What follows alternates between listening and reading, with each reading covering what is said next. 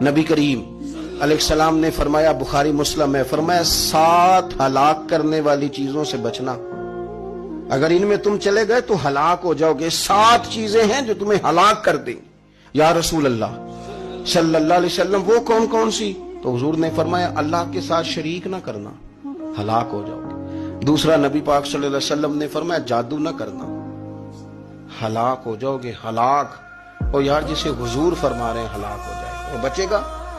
نبی پاک صلی اللہ علیہ وسلم نے تیسرے نمبر پر فرمایا جس شخص کے قتل کرنے کو اللہ نے حرام قرار دیا ہے اسے قتل نہ کرنا، ہلاک ہو جاؤ گے۔ چوتھے نمبر پر رسول پاک علیہ السلام نے فرمایا سود نہ کبھی بھی کھانا، ہلاک ہو جاؤ گے، ہلاک۔ بڑی بڑی دلیلیں دی بینک والوں نے، بڑا سمجھایا تو حاجی صاحب مان گئے، محترم مان گئے، کہنے لگے نہیں جی نہیں وہ کاروبار میں لگاتے ہیں۔ بڑے بھولے والے ہیں ہم، پتہ سارا ہے۔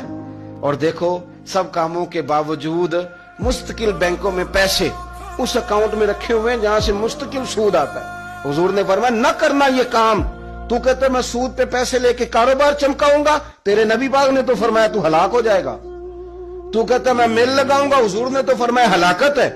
تو کہتا میں بڑا کچھ کر جاؤں گا تو ہلاکت ہے۔ اچھی طرح سمجھ لیں، اصل مال بھی ضائع ہو جاتا ہے اس بندے کا جو سود کا مال ملا لیتا ہے، اصل برکت بھی اڑ جاتی۔ اور میرے نبی پاک صلی اللہ علیہ وسلم نے 5ویں نمبر پہ فرمایا یتیم کا مال نہ کھانا، ہلاک ہو جاؤ گے۔ اور پھر 6 نمبر پر نبی پاک علیہ السلام نے فرمایا کفر سے جہاد ہو رہا ہو تو کبھی پیٹ پھیر کے بھاگنا نہ، ہلاک ہو جاؤ گے۔ اور 7ویں نمبر پر اللہ کے رسول نے فرمایا بے قصور اور بے گناہ عورت پر تہمت نہ لگانا، بلا وجہ بہو کے کھاتے نہ کچھ ڈال دینا۔ یہ 7 وہ چیزیں ہیں جو ہلاک کر دیں گے۔